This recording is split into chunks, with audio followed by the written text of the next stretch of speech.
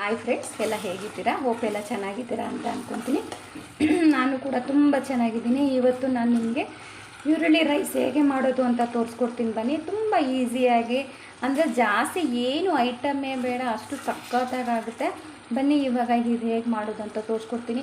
ಹಾಗೆ ನನ್ನ ಚಾನಲ್ಗೆ ಯಾರು ಕನೆಕ್ಟ್ ಆಗದೆ ನೋಡ್ತಾ ಇದ್ದೀರೋ ದಯವಿಟ್ಟು ನನ್ನ ಚಾನಲ್ಗೆ ಸಬ್ಸ್ಕ್ರೈಬ್ ಮಾಡಿಕೊಂಡು ಸಪೋರ್ಟ್ ಮಾಡಿ.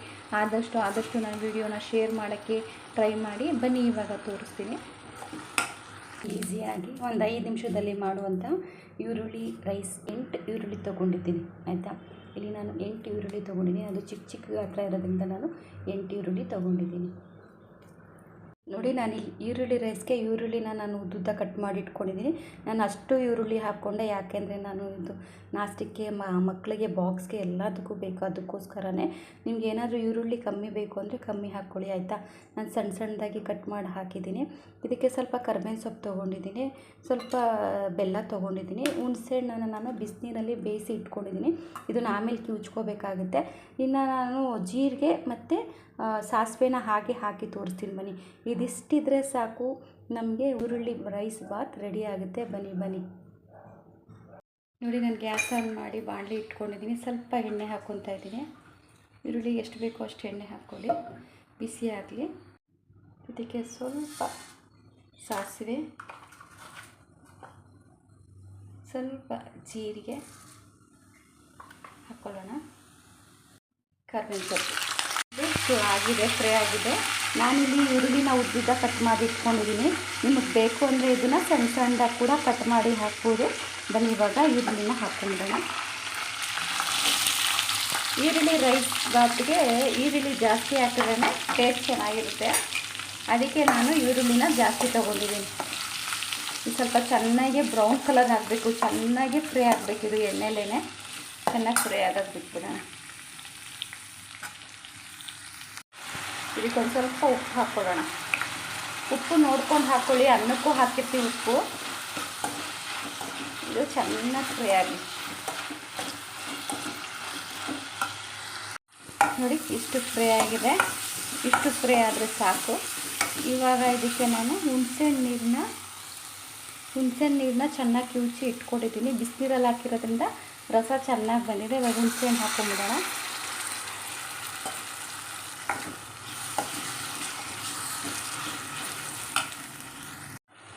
ಬೆಲ್ಲ ಇಟ್ಕೊಂಡಿದ್ನಲ್ಲ, ಬೆಲ್ಲ ಕೂಡ ಹಾಕ್ಕೊಳ್ಳೋಣ.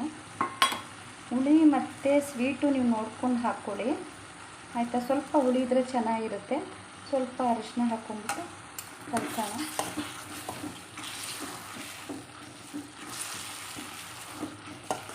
ಸ್ವಲ್ಪ ಫ್ರೈ ಆಗಲಿ. ಇದಕ್ಕೆ ನಾನು ಸಾಂಬಾರು ಪುಡಿನ ಯೂಸ್ ಮಾಡ್ತಾಯಿದ್ದೀನಿ, ಮನೆಯಲ್ಲೇ ಯೂಸ್ ಮಾಡುವಂಥ ಸಾಂಬಾರು ಪುಡಿ. ನಿಮ್ಗೇನಾದರೂ ಸಾಂಬಾರು ಪುಡಿ ಇಷ್ಟ ಇಲ್ಲ ಅಂತಂದರೆ ಖಾರದ ಪುಡಿ, ಧನಿಯಾ ಪುಡಿ, ಗರಂ ಮಸಾಲ ಕೂಡ ಹಾಕ್ಕೋಬೋದು.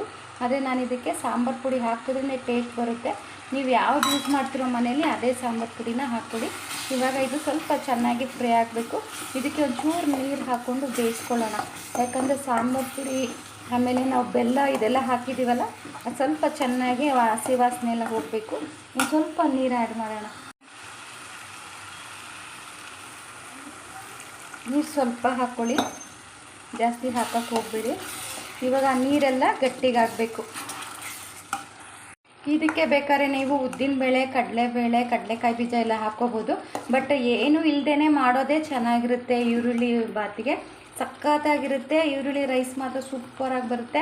ನೋಡಿ ಎಷ್ಟು ಚೆನ್ನಾಗಾಗ್ತಾಯಿದೆ ಅಂದರೆ, ಆ ಸ್ಮೆಲ್ಲು, ಸ್ವೀಟು, ಖಾರ ಸ್ಮೆಲ್ಲು ತುಂಬ ಚೆನ್ನಾಗಾಗ್ತಾಯಿದೆ. ಬನ್ನಿ ಇವಾಗ ಇದೊಂದು ಸ್ವಲ್ಪ ಕುದಿಯೋಕ್ಕೆ ಬಿಟ್ಬಿಡೋಣ, ಆಯಿತಾ. ಸ್ವಲ್ಪ ಕುದಿಯೋಕ್ಕೆ ಬಿಟ್ಬಿಡೋಣ. ನಾನು ಅಷ್ಟರಲ್ಲಿ ಅನ್ನ ರೆಡಿ ಮಾಡ್ಕೊಂಡಿದ್ದೀನಿ, ತೋರಿಸ್ತೀನಿ ಬನ್ನಿ. ನೋಡಿ, ನಾನು ಅನ್ನ ಆಗಲೇ ಮಾಡಿ ಇಟ್ಕೊಂಡಿದ್ದೀನಿ.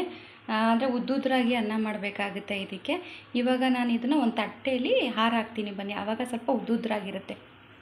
ನೋಡಿ, ನಾನು ಅನ್ನ ಈ ಥರ ಹಾರ ಹಾಕಿದ್ದೀನಿ. ನೋಡಿ, ಸ್ವಲ್ಪ ತಣ್ಣಗಾಗಲಿ ಇದು, ಸರಿನಾ. ಸ್ವಲ್ಪ ತಣ್ಣಗಾಗಲಿ, ಅಷ್ಟರಲ್ಲಿ ನಮ್ಮದು ಗೊಜ್ಜು ಕೂಡ ರೆಡಿ ಆಗುತ್ತೆ. ನೋಡಿ, ಇಷ್ಟು ಉದ್ದುದ್ರಾಗೆ ಮಾಡ್ಕೋಬೇಕು ಅನ್ನನ.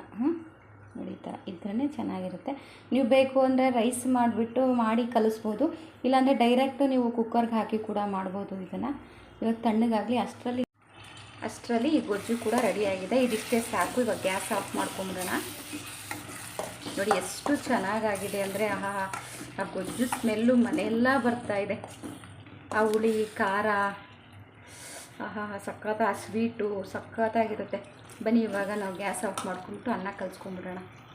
ನೋಡಿ ಈ ಥರ ಗೊಜ್ಜಿಗೆ ಅನ್ನಕ್ಕೆ ಗೊಜ್ಜು ಹಾಕ್ಕೊಂಡು ಈ ಥರ ಕಲಿಸ್ಕೊಳ್ಳೋಣ. ಕಲಿಸ್ಬಿಟ್ಟು ತೋರಿಸ್ತೀನಿ ನಿಮ್ಗೆ, ಆಯಿತಾ?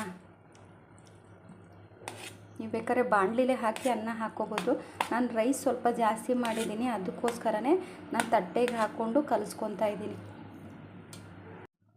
ನೋಡಿ ಈರುಳ್ಳಿ ಬಾತ್ ಎಷ್ಟು ಚೆನ್ನಾಗಾಗಿದೆ ಅಂತ ಅಲ್ವಾ, ಎಷ್ಟು ಕಲರ್ಫುಲ್ಲಾಗಿದೆ. ಮಕ್ಕಳು ಲಂಚ್ ಬಾಕ್ಸ್ಗೆ ಏನಪ್ಪ ನಾಷ್ಟ ಮಾಡೋದು ಅಂತ ಯೋಚನೆ ಬೇಡ, ಏನು ಬೇಡ. ಮಕ್ಕಳು ನಾವು ಉದ್ದಿನಬೇಳೆ ಕಡಲೆಬೇಳೆ ತಿನ್ನೋದಿಲ್ಲ ಅನ್ನೋದಕ್ಕೆ ಅಂದ್ರೂ ಕೂಡ ಇದು ಸಖತ್ತಾಗಿರುತ್ತೆ ಮಾತ್ರ. ತಿಂತಾಯಿದ್ರೆ ಮಾತ್ರ ಆಹಾ, ಈ ಕಡೆ ಉಪ್ಪು ಖಾರ ರುಚಿ ಆಹಾ ಸಖತ್ತು ಕಾಂಬಿನೇಷನು. ಹುಳಿ ಸ್ವಲ್ಪ ಸಿಹಿ ಸ್ವಲ್ಪ ಖಾರ ಇರುತ್ತಲ್ವ, ಆವಾಗಂತೂ ಇನ್ನೂ ಸೂಪರಾಗಿರುತ್ತೆ ತಿನ್ನೋದಕ್ಕೆ. ಮಕ್ಳಿಗಂತೂ ತುಂಬ ಇಷ್ಟ ಆಗುತ್ತೆ. ಇವಾಗ ಇದನ್ನು ಮಕ್ಳಿಗೆ ಬಾಕ್ಸ್ ಕಟ್ಟಬೇಕು. ಆ್ಯಕ್ಚುಲಿ ಇದು ನಾನು ಬಾಕ್ಸ್ ಕಟ್ಟಬೇಕು. ನಾಷ್ಟ ಮಾಡ್ತಾನೆ ಹಂಗೇ ವಿಡಿಯೋ ಶೂಟ್ ಮಾಡಿ ಅಪ್ಲೋಡ್ ಮಾಡ್ತಾಯಿದ್ದೀನಿ. ನನ್ನ ಚಾನಲ್ನ ಯಾರು ಸಬ್ಸ್ಕ್ರೈಬ್ ಮಾಡಿದ್ರೆ ನೋಡ್ತಾಯಿದ್ರು ದಯವಿಟ್ಟು ನನ್ನ ಚಾನಲ್ಗೆ ಸಬ್ಸ್ಕ್ರೈಬ್ ಮಾಡಿ, ಆಯಿತಾ? ಬನ್ನಿ ಇವಾಗ ನಾನು ಸರ್ವ್ ಮಾಡಿ ತೋರಿಸ್ತೀನಿ.